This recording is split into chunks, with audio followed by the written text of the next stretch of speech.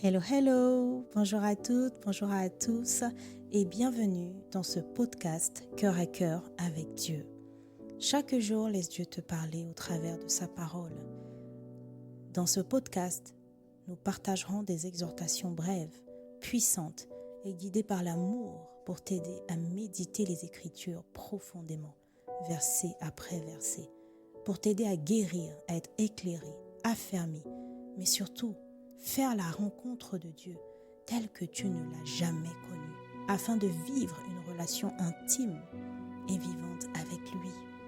Alors installe-toi bien, dispose ton cœur, dispose ton environnement, dispose tes pensées. Nous entrons dans sa présence.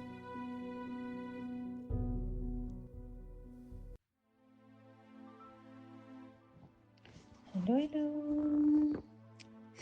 J'espère que vous allez bien par la grâce de Dieu. Moi, ça va bien. Et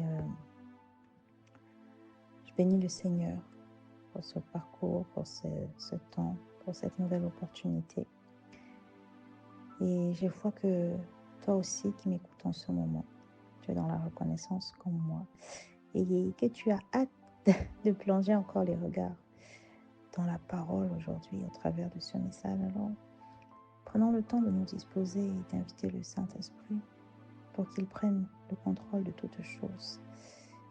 Saint-Esprit, merci de nous honorer de ta présence. Merci de te manifester, d'agir, d'ouvrir notre intelligence, de disposer nos cœurs à recevoir, à comprendre, à pratiquer, à garder, à transmettre, oui. Étends ta main, réponds-toi, remplis-nous, s'il te plaît. Que nous puissions sortir de ce moment complètement transformés. Oui, nous voulons sortir de ce moment avec une facette de Dieu en plus, une conscience nouvelle de qui est Dieu. Pas de ce qu'il attend de nous, mais de qui il est. Alors nous prions que cette parole que nous allons lire nous convainc, nous corrige, nous restaure, renouvelle notre intelligence, nous guide, nous fortifie. Oui, dans ce chemin, dans ce parcours sur la terre, où nous devons persévérer jusqu'au bout. Nous prions que chaque mot que nous allons entendre nous rapproche du Père, que son cœur s'imprime en nous, que sa volonté s'imprime en nous, que sa renommée soit visible, s'étende, et que sa puissance irrésistible se manifeste au travers de nos vies. Au nom de Jésus-Christ. Amen. Le titre de notre message est « Jamais sans instruction claire ». Jamais sans instruction claire. Nous allons lire la parole dans Exode 34, du verset 1 au verset 9, en version Nouvelle Français courant. Avant de lire la parole, je tiens à préciser que ce n'est pas un bout de passage que j'avais prévu partager. J'avais pas prévu, mais en repassant encore, en relisant du coup le texte, là où je m'étais arrêtée pour pouvoir partager ce message, j'avais déjà souligné avant des passages comme d'habitude. Et puis, j'ai constaté que je n'avais pas prévu, j'avais pas quelque chose à partager par rapport à ça. Je me suis dit, mais pourquoi tu as souligné? Donc, j'ai pris le temps de revenir, de relire plusieurs fois. Et là, j'ai été comme... j'ai dit merci Seigneur de ne pas m'avoir fait passer à côté de cela. Pas seulement pour partager ce message, mais pour moi-même, en fait. Parce que vous savez, bien-aimés, tout ce que nous faisons en réalité, nous sommes des instruments, mais avant d'être un instrument, nous sommes nous-mêmes d'abord bénis. Un instrument est préparé, conçu et est en soi utile avant de servir à à son constructeur, à son fabricant. Alors, je prie que, alors que nous allons lire cette parole, tu prennes conscience de tout ce que le Seigneur a pu te demander de faire, et que tu puisses t'arrêter et prendre conscience que c'est d'abord pour toi, avant d'être pour les autres. Le Seigneur t'a demandé de parler à quelqu'un, d'aider quelqu'un, de sourire à quelqu'un, de pardonner à quelqu'un, je n'en sais rien. Tout ce que le Seigneur te demandera de faire, en réalité, te bénit d'abord toi. Aussi invraisemblable soit-il, la Bible dit que la folie de Dieu est plus sage que la sagesse des hommes et que ses voies sont au-dessus de vos voies. Voies, V-O-I-E-S. Donc, ses chemins. C'est-à-dire qu'il a une manière de faire, de penser qui nous dépasse parfois, qu'on ne peut pas forcément comprendre. Alors, je prie vraiment et je t'encourage, bien-aimé, s'il y a quelque chose que tu fais aujourd'hui pour le Seigneur qui est devenu mécanique et que tu ne t'es pas arrêté pour regarder la grâce et les bénédictions derrière cette chose pour toi-même, je prie vraiment que tu puisses le faire. Et je prie que s'il y a quelque chose que tu n'as pas réussi à en faire encore, que le Seigneur t'a demandé de faire, je prie que tu ne le vois pas comme un fardeau, comme une charge, mais que tu le vois en réalité comme pour te bénir toi-même, même si ça semble bénir seulement les autres. La Bible déclare que l'arroseur sera arrosé. Alors je déclare que c'est ton partage dans le nom puissant de Jésus le Christ. Lisons la parole. Le Seigneur donna cet ordre à Moïse. Taille 2 tablettes de pierre semblables aux précédentes que tu as fracassées. J'aime la précision. J'y inscrirai les commandements qui figuraient sur les premières. Sois prêt pour demain. À l'aube, tu monteras au sommet du mont Sinaï et tu m'y attendras. Que personne ne t'accompagne, que personne non plus ne se monte ailleurs sur la montagne, que même aucun animal, mouton, chèvre, vache ne vienne paître à proximité.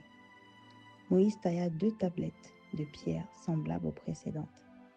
Tôt le matin, le lendemain matin, il monta sur le Sinaï, conformément à l'ordre du Seigneur. Il emportait les 2 tablettes. Le Seigneur descendit dans la colonne de nuée et se tint là, à côté de Moïse. Il proclama son nom, le Seigneur.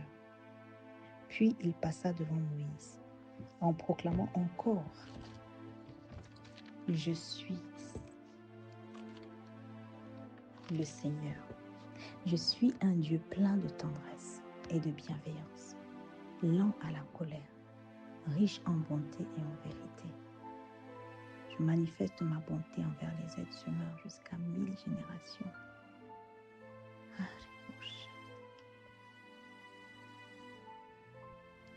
En supportant les péchés, les désobéissances et les fautes.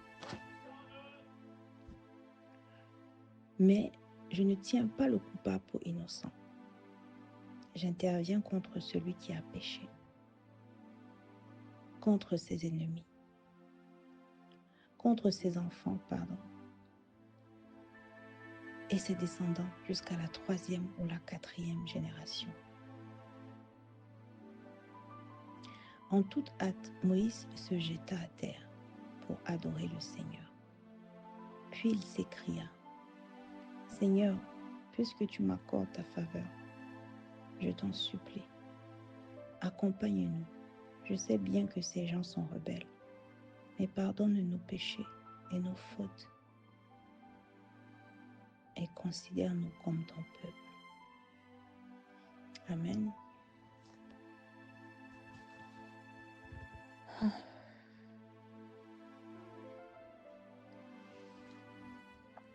Alors que je relis même, je suis vraiment comme transpercée à partir du verset 6, où le Seigneur proclame lui-même qui il est. Mais avant d'arriver là, je vous propose qu'on aille pas à pas. Rappelons-nous du contexte. Il y a eu réconciliation par Moïse. En gros, Moïse intercède et vraiment essaie de faire en sorte que Dieu reste avec eux lui-même, en fait, qu'il les conduise lui-même jusqu'à la terre promise. Et finalement, ils parlent, ils se réconcilient. Et maintenant, Dieu lui dit donc, ok, je viendrai avec vous finalement, je reviens sur ma décision de ne plus venir avec vous à cause du fait que vous êtes rebelles et que je risquerais de vous exterminer. Et là maintenant, le Seigneur lui dit ce que nous venons de lire. Il lui donne de nouvelles tablettes en tout cas. Il lui donne des instructions pour les nouvelles tablettes. Et vous voyez, lorsque nous lisons la parole, en réalité, lorsque nous écoutons la parole avec les yeux, Amen, parce que Dieu est juste en face de nous, alors que tu tiens ta Bible devant toi, c'est Dieu qui est en face de toi et en fait, il est en train de te parler. Et lorsqu'il te parle, quelqu'un te parle, en réalité, tu le regardes, mais tu l'écoutes aussi. Donc, tu dois activer la même attention que tu aurais lorsque tu écoutes quelqu'un parler. C'est en cela que nous arrivons à aller en profondeur, à percevoir, à visualiser, à retenir, à se sentir concerné.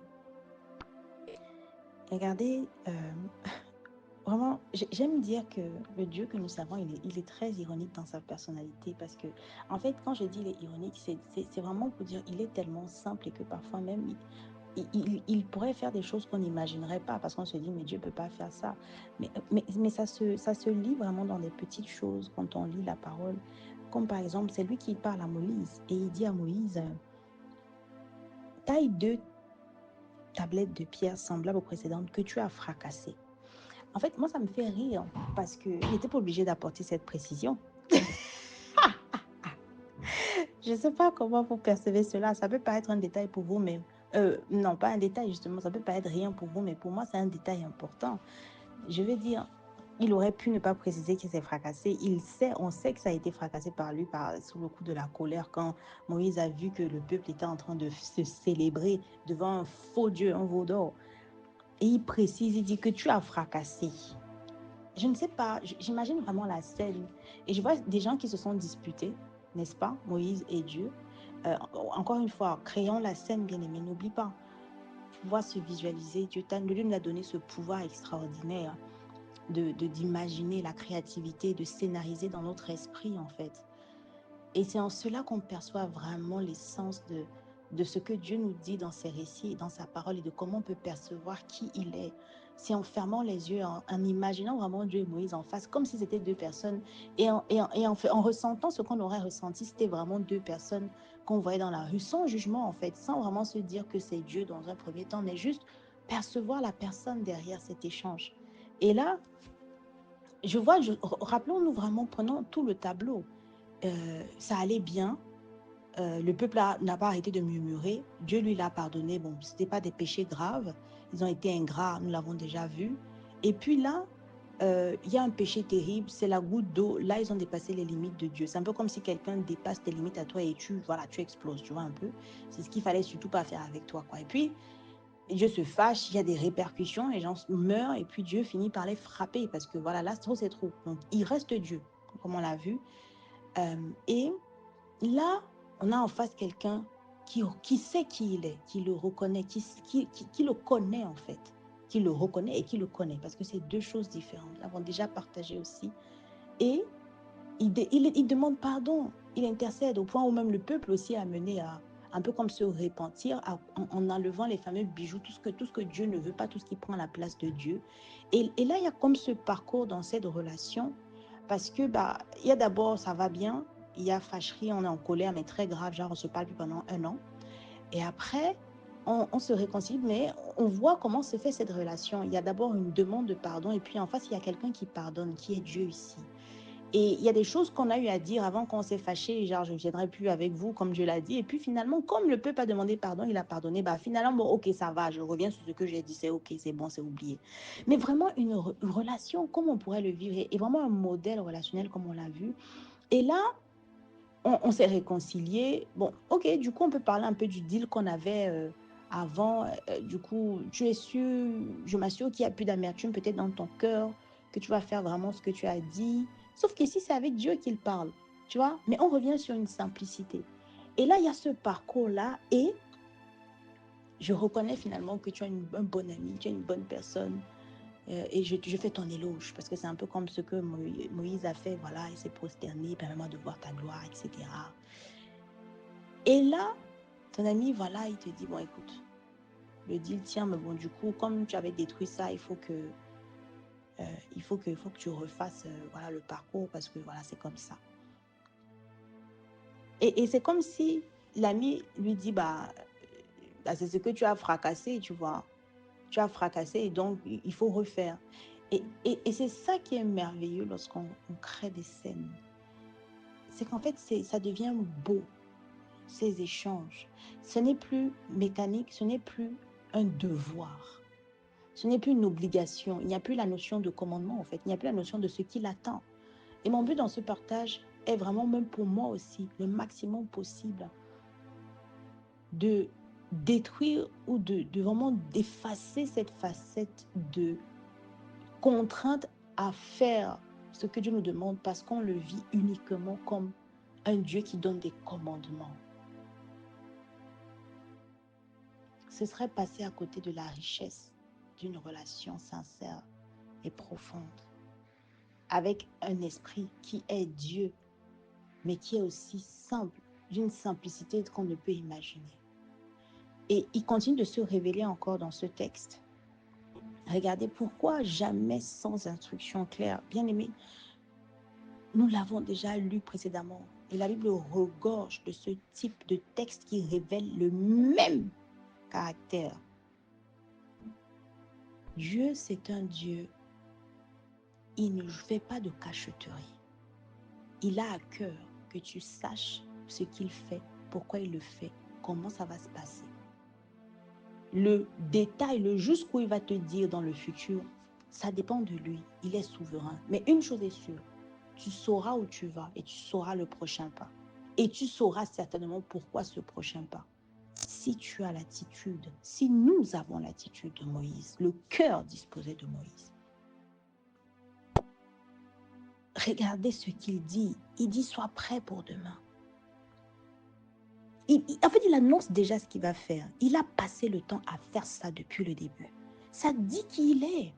Donc, si parfois tu es dans une situation, tu as peur, tu ne sais pas où tu vas, que ça va bien se passer ou pas, nous savons déjà que, Dieu sait qui il est. Et il ne se prend pas pour un franc, comme on a vu quand il demandait comment devaient être fabriqués les vêtements des prêtres, tout l'ornement et tout l'ustensile du tabernacle. Non, on ne l'a pas vu, on va le voir après. Bon, je suis un peu dans le futur parce que j'ai déjà lu cette partie. Mais en fait, il sait qui il est. Il est Dieu. Mais au-delà de ça, il sait où il va. Il contrôle tout. Ça te dit que tu peux lui faire confiance, en fait. Tout ce qu'il a dit à Moïse s'est réalisé. Et encore une fois, il est le même, bien-aimé. Ça veut dire que tu peux lui faire confiance.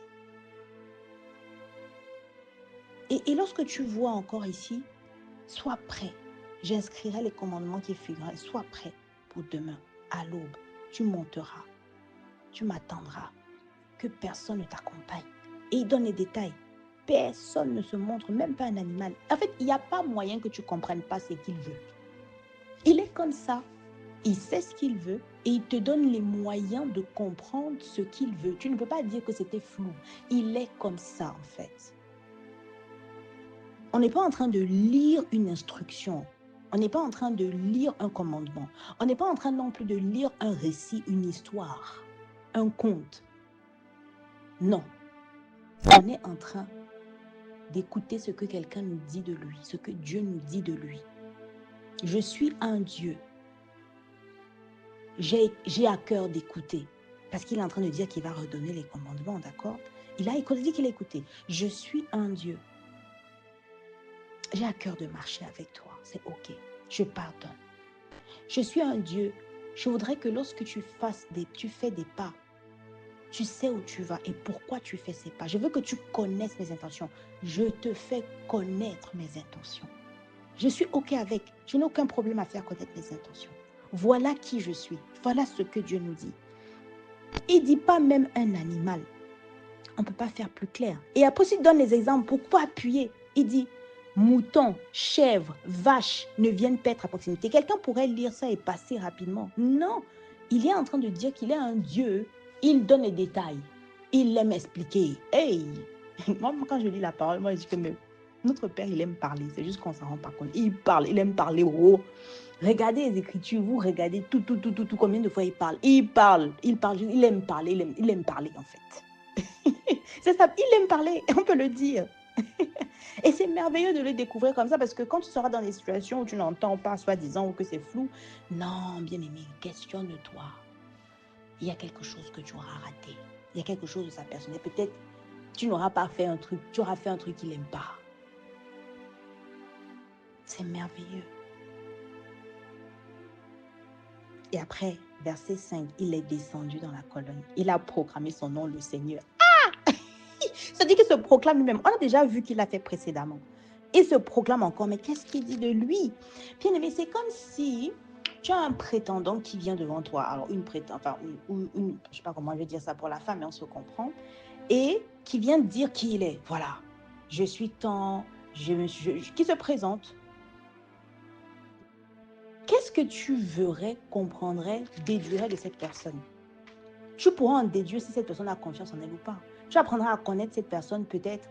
Bien sûr, il faudra des faits et des preuves, mais au moins ça te donnera une idée. Parce que tu vas écouter ce que la personne te dit, qu'elle est ou qu'il est. Il dit, je suis le Seigneur. Je suis un Dieu plein de tendresse et de bienveillance, lent à la colère, riche en bonté et en vérité. Je manifeste ma bonté envers les êtres humains jusqu'à 1000 générations en supportant les péchés. En supportant, ce mot m'a frappé tout à l'heure, les désobéissances et les fautes, donc il différencie les deux. Mais je ne tiens pas le coupable pour innocent. J'interviens contre celui qui a péché, contre ses enfants et ses descendants jusqu'à la 3e et la 4e génération. Bien aimé, il y a 2 points principaux à retenir ici. Il est en train de dire qui il est. Vous savez comment moi je l'ai perçu tout à l'heure? Ça m'a vraiment attristée. Parce que j'ai eu l'image comme, imaginez un père ou même une mère, n'importe qui, même un ami, qui n'a cesse de faire du bien. Imaginez vous avez un regard extérieur sur une relation amicale, n'est-ce pas? Il y a un de vos amis qui vient toujours vous parler d'une autre personne avec qui il est ami. Et vous savez, vous les voyez de loin. Il est toujours ton ami est toujours en train de faire du bien à cette autre personne. Cette autre personne peut lui faire du mal. Ton ami pardonne. Et puis ton ami n'arrête pas de lui dire, je suis bon, il n'y a pas de problème, je t'aime, je veux rester avec toi, etc. Toi, tu as vraiment un regard extérieur et neutre, hein, juste pour comprendre la scène. Et puis, ton ami un jour, il est comme en train de parler à cet autre ami-là. Et puis cet autre ami a le dos tourné. Et il est en train de lui dire, mais écoute-moi, je suis bon, je suis tendre, je suis bienveillant, je suis dans la colère. Tu vois, il n'est pas en train de dire ici, regarde tout ce que je t'ai pardonné. Il n'est pas en train de lister tout ce qu'il a fait. Il n'est pas en train de dire, tu as murmuré, tu m'as fait ci. Non, il est comme juste en train de dire qui il est. Ça m'a fendu le cœur en fait. Parce que c'est comme s'il n'arrête pas de prêcher dans le désert et personne ne l'écoute. Ce n'est même pas ici, je ne l'ai pas senti comme une revendication, mais comme un cri. Parfois, bien aimé, nous sommes dans cette situation et Dieu ressent cela, où il a tout fait dans notre vie. Il a été là. On n'a même pas parfois vu les exaucements aux prières parce qu'on est trop focalisé sur nous, pas distrait, ingrat parfois aussi. Jamais satisfait, comme nous avons vu les 15 traits de caractère qui t'éloignent de la promesse, qui tuent ta foi. Si tu ne l'as pas écouté, vraiment, je t'invite à aller écouter ce message parce que vraiment, moi-même, j'ai été bénie. Et il est comme en train de crier, mais je vous en supplie, écoutez-moi. Je suis en train de vous dire qui je suis, mais personne ne m'écoute. Il est comme en train de revendiquer, de supplier qu'on le croie. Voilà ce que Dieu fait. Mais ça dit aussi que il sait qui il est en fait. Encore une fois, vous voyez, ça revient. Il dit, je suis un Dieu plein de tendresse. Il sait qui il est. On ne va pas revenir dessus. Et puis le deuxième point principal ici, bien aimé, écoutons ce qui est écrit. Oui, nous comprenons, n'est-ce pas? Il dit, je manifeste ma bonté, je suis au verset 7. Je manifeste ma bonté envers les êtres humains jusqu'à 1000 générations en supportant les péchés, les désobéissances, les fautes. Je ne vais pas rentrer ici dans la terminologie parce que il y a bien des mots différents. C'est-à-dire qu'il distingue péché, désobéissance et faute. À voir si l'Esprit nous guide à parler de ça dans un autre message. Mais il est en train de dire aussi comment il agit, comment il réagit en fonction des situations. Encore une fois, on n'est pas juste en train de lire un récit ou un discours. On est en train d'écouter une personne qui donne des traits de sa personnalité. Et alors, vous voyez, ce qui m'interpellait, c'est que parfois, nous connaissons et nous nous attachons à la facette du Dieu qui est plein de tendresse, qui est bienveillant, lent à la colère, riche en bonté et en vérité, qui manifeste sa bonté jusqu'à 1000 générations. Oui, c'est vrai, c'est ce qu'il est, mais bien aimé, il a aussi dit ce qu'il fait lorsque tu pêches. Pourquoi est-ce que nous choisissons un pan et nous oublions l'autre alors que c'est la même personne? Et c'est pourquoi l'Esprit m'interpellait sur le fait que nous sommes souvent surpris que des choses nous arrivent, que des malheurs nous arrivent, parce que nous avons complètement effacé, oublié, mis de côté. Nous sommes aveuglés, nous avons complètement refusé, rejeté la facette du Dieu qui ne tient pas le coupable pour innocent. Et à cause de cette facette unique qu'on choisit de Dieu, le côté bonbon, en fait, on subit des choses parce qu'on n'a pas conscience qu'en fait, il y a d'autres traits de son caractère, de sa personnalité qui peuvent expliquer ou nous aider à comprendre pourquoi nous souffrons. Si nous, justement, nous acceptions ce qu'il a dit aussi, il ne tient pas le coupable pour innocent. Et il dit, j'interviens contre celui qui a péché, contre ses enfants et ses descendants, jusqu'à la 3e et 4e génération. Il est aussi en train de dire que, mais attends, je peux faire ça, je peux intervenir contre toi, et c'est aussi apprendre, c'est aussi OK. Nous tous, nous pouvons nous mettre en colère ici, ça peut arriver. Est-ce que lorsque tu vas parler avec quelqu'un, un jour, il te dit, j'aime pas la banane. Toi, tu viens, tu donnes la banane, il se fâche. Et puis toutes les autres fois où il a ri avec toi, tu ne te rappelles que cette fois-là, non, c'est pas vrai. Tu vas te rappeler le jour où il s'est énervé contre toi à cause de la banane, parce que c'est la même personne. Et bien, nous devons pouvoir lire Dieu avec toutes ses facettes de bon, bienveillant, lent à la colère et tout ça, mais d'un Dieu qui peut aussi se mettre en colère et qui punit aussi jusqu'à la 4e génération. C'est apprendre, bien aimé. Nous devons déconstruire notre image de Dieu. Il est une personne entière avec des côtés de ce qu'il donne, mais aussi des côtés de ce qui peut se fâcher. Et c'est OK, comme toi et moi. C'est un esprit. Et j'aime beaucoup la fin. En toute hâte, Moïse se jeta à terre pour adorer le Seigneur. Encore un modèle. Tu as fini d'échanger. Il t'a dit qui il est. Tu te prosternes, tu te prosternes en disant je reconnais. En toute hâte, pas avec nonchalance, bien-aimé, avec un feu qui te dévore. Tu te prosternes, tu reconnais. Tu reconnais son autorité. Tu reconnais ce qu'il vient de te dire là, qui il est, tu l'acceptes et tu le manifestes. Tu ne gardes pas ça dans le cœur. Il le voit, tu l'adores. Et puis tu demandes encore sa faveur. Mais comme tu sais déjà qu'il est bon, qu'il est disposé à te faire du bien, nous l'avons vu précédemment, tu sais que tu peux lui demander parce que ton cœur est disposé à l'accepter tel qu'il est, entièrement.